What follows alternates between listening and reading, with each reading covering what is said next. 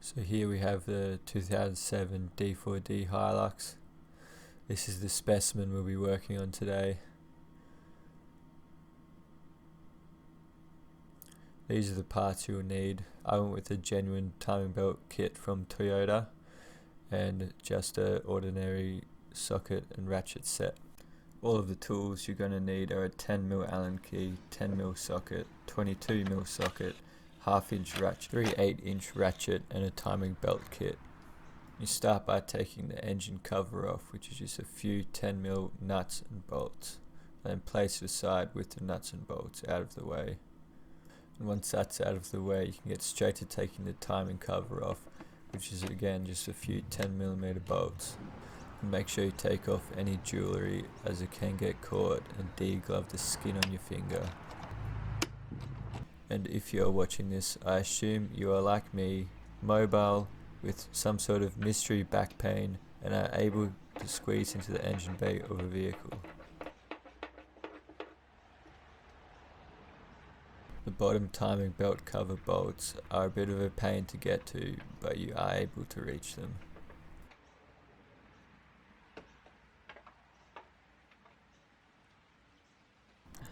Once you have all the bolts out, the timing cover should just slip out at any moment. Eventually. Here we go. It's almost there, and there we go. Just like that. And that is the timing belt. And if you don't know that by now, maybe you should just go to a mechanic. And this is what the timing cover looks like out of the vehicle. Now we're going to line out the timing marks, and as you can see, I wasn't too far off already. Now we have to get this notch in the camshaft pulley to line up with the arrow on the case. When rotating the motor, do not rotate off the camshaft. That's a big no-no, as you may skip a tooth and then you'll be fucked. Always rotate from the crankshaft, which is a 22mm socket in this case.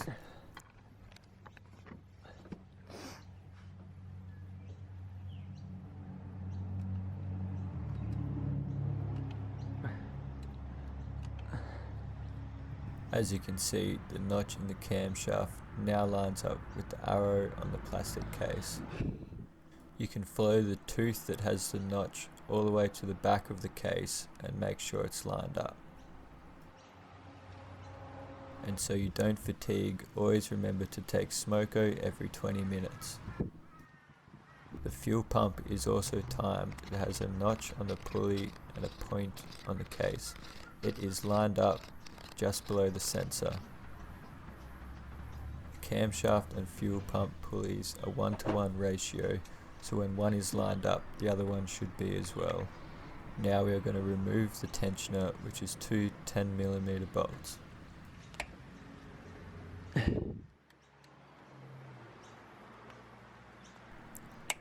Easy.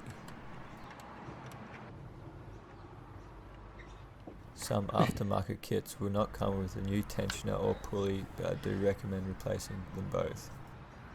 As I couldn't see where the second bolt was located on the old tensioner, I got the new one and checked where they were.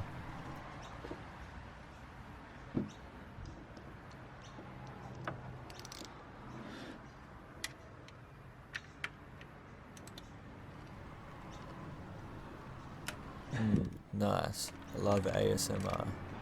Before completely removing the tensioner, undo the 10mm Allen key bolt holding the pulley. You may need to call upon your ancestors to lend you their strength. Because the timing marks on the fuel pump were so difficult to see, I added a mark at the top from the pulley to the case.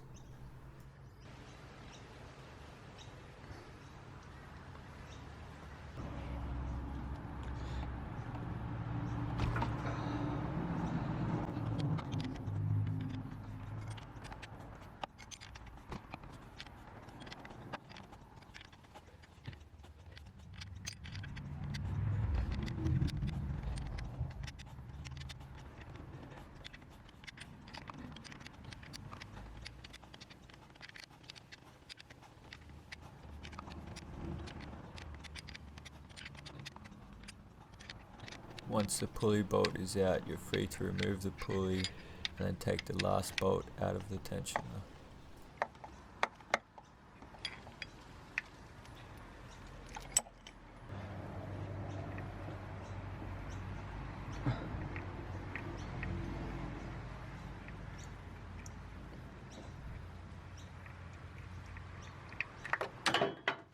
Ah, you fuck. Once you have carefully placed the tensioner in its new home, you're free to take the timing belt off.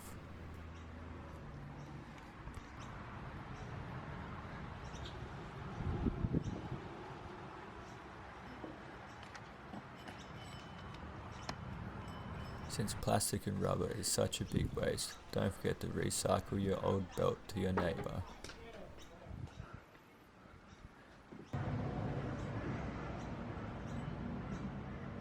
When putting the new timing belt on, try to get all of the slack in the belt on the side where the pulley will be, as this will make it easier to put the pulley and tensioner in.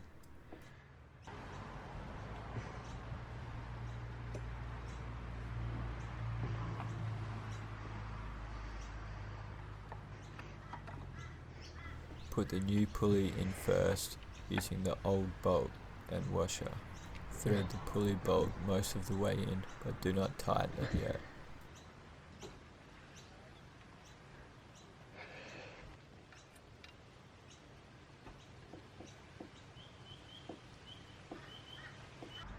Once the pulley bolt is most of the way in, now put your new tensioner in and do not pull the pin. If you are reusing the old tensioner, you can wind the tensioner back down using a C-clamp or a vise and something to pin it.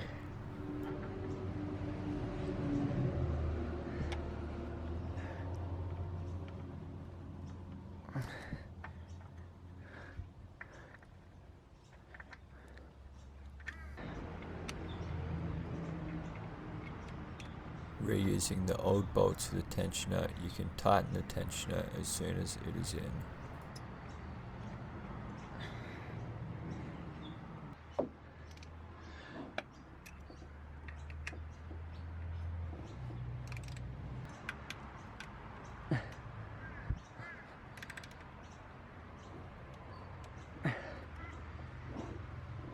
And if I need to tell you not to over tighten the bolts, you should really see a mechanic.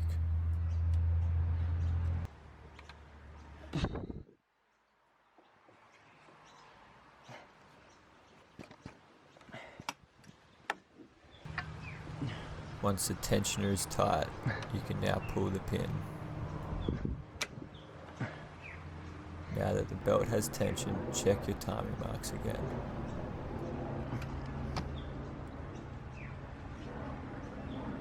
And as you can see, they have not moved at all. Now that the belt has tension and the timing marks are all correct still, you can tighten the 10mm Allen key bolt for the pulley. Usually you would turn the motor over by hand and check the timing marks again, but as I have done this a lot of times, I am confident and ran the motor.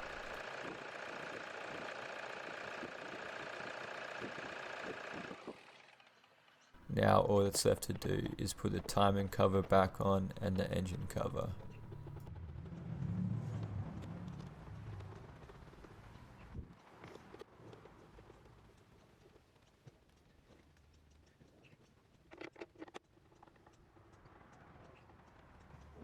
And once again, give praise to the Prawn King and curl your back over into the engine bay.